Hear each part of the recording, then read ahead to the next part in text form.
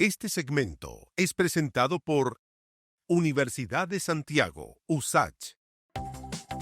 El señor periodista editor de reportaje de Clinic, Sebastián Palma, ha estado mirando el caso Julia Chuñil en detalle. ¿Cómo te va, Sebastián? Primero, la primera pregunta, ¿qué te parece lo que acaba de suceder en tribunales? Hola, ¿qué tal? Sorpresivo, por lo menos para la fiscalía, eso se quedó mostrado porque apelaron inmediatamente. Si bien se determinó la prisión preventiva para el principal acusado, a quien se le atribuyeron los hechos, los otros dos hermanos se le otorgó arresto de domicilio total. Entonces, evidentemente, la fiscalía no estaba contenta con esa resolución, por lo mismo apeló inmediatamente. Hay que esperar a esa audiencia en la Corte de Apelaciones de Valdivia y estas dos personas van a quedar detenidas hasta ese momento. Sebastián Palma, tú has seguido el caso. Ayer publicaste un artículo muy revelador de la noche en el contexto que estaba haciendo la audiencia de formalización. Cuéntanos el detalle, porque lo hemos revisado, pero tú que has seguido el caso creo que puedes tener mucho más profundidad en los hechos evidentes ya a esta altura algunos, otros no. ¿Cómo podemos leer lo que está pasando hasta ahora? ¿Qué es verdad y qué aún está en tela de juicio? O sea, eso es bien importante destacarlo. Esta era una formalización, entonces es lo que la fiscalía va a tratar de sostener en un juicio.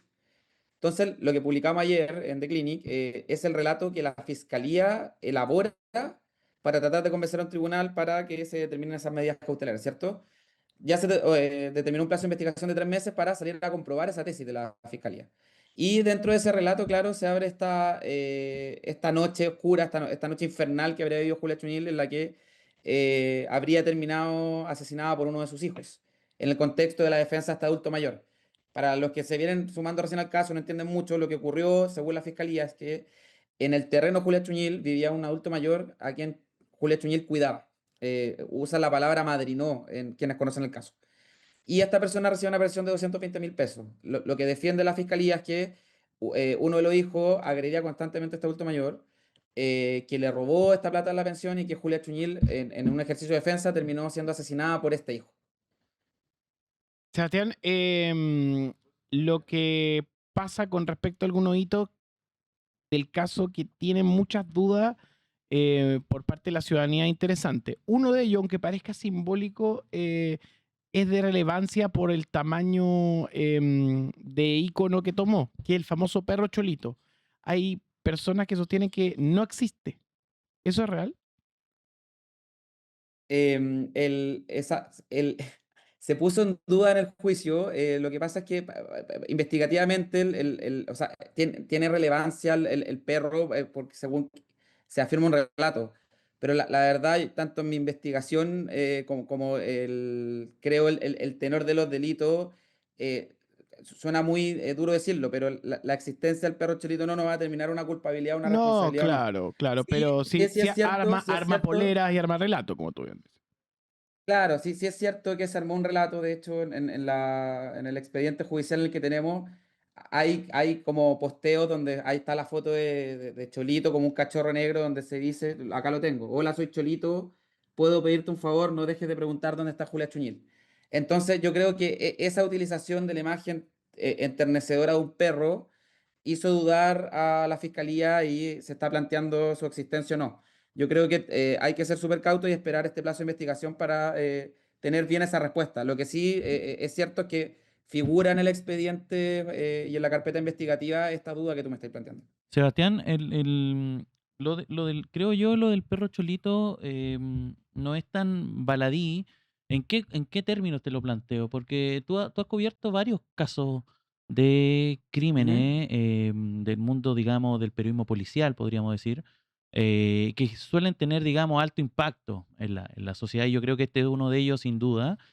Y creo que es uno de ellos porque si el relato de la fiscalía es correcto, acá tenemos una familia que mató a su madre, ocultó su cuerpo, inmediatamente después de aquello inicia una campaña de búsqueda de verdad y justicia, aparentemente todo falso y todo pensado, lo que hace que yo por lo menos en Chile no tengo antecedentes de algo similar. O sea, como que tengamos este nivel de no sé cómo llamarle a esto, pero Perversión. sí hay una perversión, un nivel de, no sé, de hipocresía, si se quiere, como de tratar de falsear una cuestión tan genuina como la búsqueda del cuerpo de una madre cuando fuiste tú mismo el asesino. Eso es lo que plantea la fiscalía y si es verdad, es una escena terrible e impactante. Y dentro de todo ese contexto y ese relato supuestamente falseado, claro, efectivamente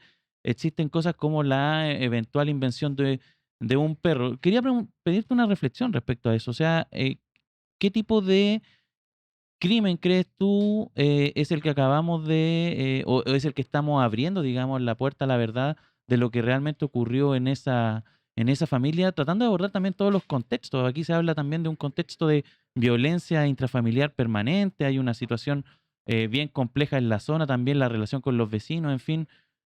¿Cómo lo ves tú como periodista y con la experiencia que tienes también de este tipo de casos? Claro, o sea, como bien dices tú, si se llega a acreditar lo que la fiscalía plantea, yo creo que esta es una mentira a la altura del pelado Bade, que no tiene que ver con un caso policial, ¿cierto? Pero sí como una construcción de un relato que cuando uno sostiene una mentira tan grande, lo que suele pasar es que va construyendo mentiras más grandes para poder sostener la mentira inicial, ¿cierto? Y en eso entra lo del perro cholito y otras cosas más, ¿cierto?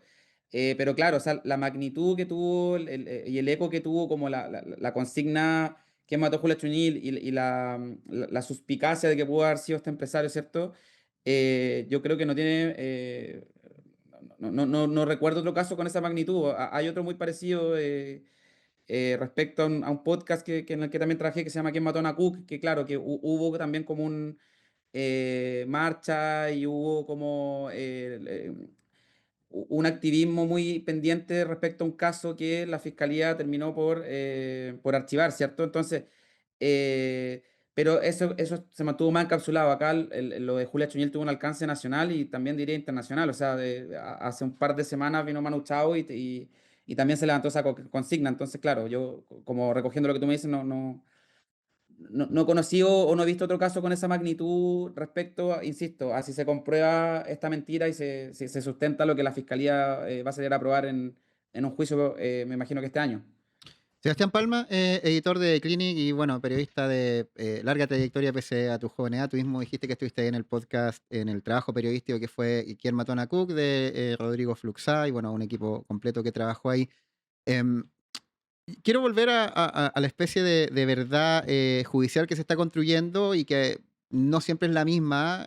La justicia sabemos que también está integrada por humanos, por ende puede fallar en las dos acepciones de la palabra. Em, y en esa línea quiero ver qué pasa con la otra línea investigativa, que es la que se plantea del empresario Juan Carlos Mostad y la idea de que Julia Chuñil era una activista medioambiental, una dirigente mapuche que hizo que se involucrara a la ONG Escazú Ahora. Y los relatos que hemos seguido estos días plantean que ella quizás no tenía particularmente un interés en ser una activista. ¿Y cuál, en esa misma línea, es el rol que juega Juan Carlos Mostad?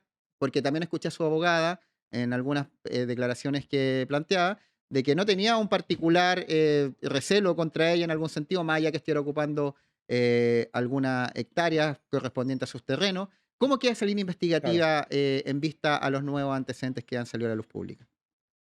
Mira, cuando nosotros como reporteros nos enfrentamos a un caso policial, lo primero que hacemos es tratar de entender el móvil, o por lo menos lo que yo hago es tratar de entender qué elemento puede justificar un crimen. Y la mayoría de las veces esos elementos se repiten. O es por plata, como se plantea la fiscalía, por ejemplo, en el caso de Cruzcoque, la muerte, la lamentable muerte de la reina, o es pasional, o tiene que ver con rencilla, ¿cierto? Acá, y acá este empresario entra en discusión porque los terrenos eran de él. Entonces, ahí se abre un móvil. Hay una idea de tú me estás afectando, entonces yo podría hacerte daño respecto a esa afectación hacia mí. ¿Cierto? Ahí tenemos muy claro, entonces eso abrió una línea investigativa, como bien dices tú, pero que fue rápidamente descartada. O sea, los que hemos seguido el caso sabemos que la fiscalía investigó esa línea, pero ni siquiera llegó a imputar menos a formalizar a esta persona. De hecho, los antecedentes que yo tengo en la primera declaración la entrega él un mes atrás, o sea, un mes atrás a partir del día de hoy, y que él puso a disposición las llaves del terreno y todo para que se realizaran como diligencias, ¿cierto? Tendiente a encontrar a Julia Chuñil. Dicho esto, para el lado de la familia habían otros móviles posibles que también tenían que ver con un tema de dinero y habían otros antecedentes disponibles. Y eso a mí lo que me parece más, eh, como que a veces no, los periodistas y la opinión pública, ¿cierto? Como que nos hacemos los ciegos, los tontos. Habían antecedentes claros de episodios de violencia de los hijos hacia la madre. Había un hijo que no está dentro de estos tres que tuvo una causa por homicidio. Dentro de ese mismo terreno habían habido 2 homicidios. Acá tengo la lista respecto a los antecedentes del círculo familiar y hechos que ocurrieron en el terreno. Y del 2001 hasta el 2022 son por lo menos 10 delitos. El 2021 en ese terreno hubo un homicidio. El 2009 hubo delito de abigeato, que es el robo de ganado, que es un delito muy común en el campo. En el 2012 hubo el delito de maltrato de carabineros. El 2012 hubo el delito de robo por intimidación, amenaza no condicional en contexto de BIF. Esta se refiere precisamente a uno de los hijos de Julia Chunel en contra de ella. Otra amenaza no condicional en contexto de BIF. Y la lista suma y sigue. Entonces, era cuestión de revisar el Poder Judicial y darse cuenta de que existían estos antecedentes y que podía ser una parte de una línea investigativa estas rencillas familiares que había. Ayer Y lo otro escuchamos, también, el relato, Seba, muy el breve, propio ayer, relato, muy breve te sí. quiero añadir algo para continuar escuchándote. Ayer en Mega Noticia pudimos escuchar los audios que Julia Chuñil manifestaba respecto a lo que fue el juicio a su otro hijo también, donde manifestaba como la compunción sentía frente al caso. Y también pudimos leer parte de los testimonios de gente que la conocía en un culto religioso al que ella asistía, donde ella manifestaba que tenía en algún sentido miedo de su propio hijo y plantea, creo que la cuña exacta es la vida de él o la mía en algún momento. Entonces también son antecedentes nuevos que aparecen y que también revelan en la línea que estoy diciendo tú que había un contexto de violencia continua y de crímenes en el lugar. Eso es tremendo por el caso mismo, porque Julia Chuñel se transforma en un ícono y ¿en qué punto la escuchamos a ella? O sea, el ejercicio de escucha es de memoria, ¿cierto? Porque es una persona que desapareció y que la fiscalía cree que falleció, ¿cierto? Que fue asesinada, más bien. Y claro, o sea, lo que hay que hacer y lo que hizo la fiscalía fue reconstruir los testimonios que ella dio en vida. Y como dices tú, acá en la minuta está, la minuta de la fiscalía está, es mi vida o la de mi hijo lo que habría manifestado en este culto. Repito, es mi vida o la de mi hijo, estoy amenazada de muerte por uno de mis hijos y mi vida en la casa es un infierno. Eso es solo parte de como los relatos que se recogieron con quienes conocieron a Julia Chunil en esta iglesia. Y no solamente está el testimonio de personas en la iglesia, porque claro, un testimonio eh, puede variar, alguien puede quizás tenerle mal a un hijo, etc. Ella manifestó y mostró lesiones en sus atenciones de salud cerca de su casa. Y manifestó también estos desencuentros con su hijo. Entonces ya son 2 elementos que vienen desde la propia Julia Chuñil que apuntan un poco o que tenderían a poder por lo menos sembrar la duda respecto a la participación de su hijo en el crimen. Y creo que lo que también interpretó ahora el juzgado de los Lagos cuando determinó la prisión preventiva, por lo menos para uno. Insisto, la fiscalía no debe estar feliz que aunque sea uno, por lo mismo apeló inmediatamente, pero sí se decretó esa medida cautelar. Sebastián, el caso, digamos, este caso en particular genera mucha discusión y digamos, ayer me pasó a mí personalmente cuando estaba viendo la audiencia completa, escuchaba el relato de la fiscalía y eh, era bien brutal, digamos, o sea, lo que nos íbamos enterando, pero después le toca el turno a la defensa y mi impresión fue que la defensa se hacía cargo en general de todos los puntos. O sea, iba casi como un devolvedor en tenis. Era alguien que en el fondo se hacía cargo y que presentaba una realidad completamente distinta. Entonces mi pregunta va dirigida hacia los medios de prueba porque la fortaleza de la investigación de fiscalía está dada fundamentalmente, y lo reconocieron ellos mismos, por los testimonios, ¿ya? Ujú. Y sin embargo, mi impresión es que obviamente en este caso un proceso, esta es la primera etapa, ¿cierto? La formalización, pero efectivamente da la impresión de que faltan medios de prueba para sostener el relato de la fiscalía. Al menos con la profundidad que se requiere, y por eso dieron los 6 meses.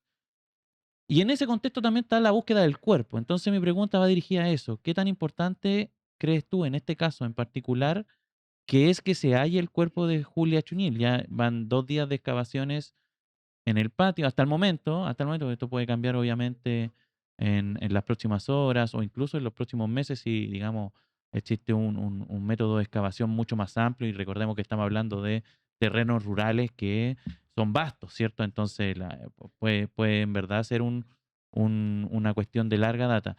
Pero se supone que ellos estaban dateados, que el yerno había dado incluso algunas luces de dónde estaría el cuerpo de Julia Chuñil, y sin embargo hasta ahora no tenemos mayores novedades al respecto. ¿Qué tan importante le ves tú al hallazgo del cuerpo de Julia Chuñil en esta investigación? O sea, el hallazgo del cuerpo de Julia Chuñil yo creo que es lo más importante.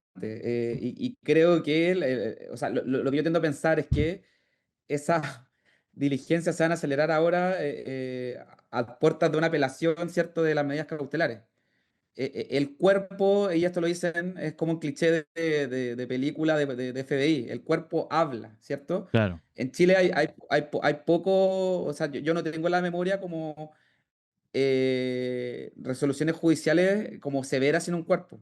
A diferencia de lo que pasó en Francia, por ejemplo, con el caso Narumi. mm, Eh, pero también costó un mundo poder llegar a un juicio sin un cuerpo. Y se logró, ¿cierto? Establecer la responsabilidad de Nicolás Cepeda en una primera instancia, pero lograr una condena en un juicio sin un cuerpo es sumamente complejo. Entonces, mm, lo que yo tiendo a pensar es que se van a acelerar esa diligencia ahora.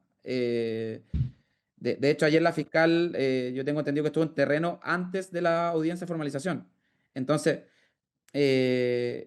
como bien decías tú, es clave para la resolución de este caso, tanto para determinar si el relato es real. O sea, el cuerpo, si hay una asfixia, a pesar de que ya ha pasado un año, no me cabe ninguna duda que va a dar cuenta si hubo una intervención de tercero. Vamos a seguir monitoreando este tema. Muchas gracias, Sebastián Palma, editor de Clinic, por estar ahí y conversar esta mañana con nosotros. Muchas gracias a ustedes por la invitación. Que estén muy bien.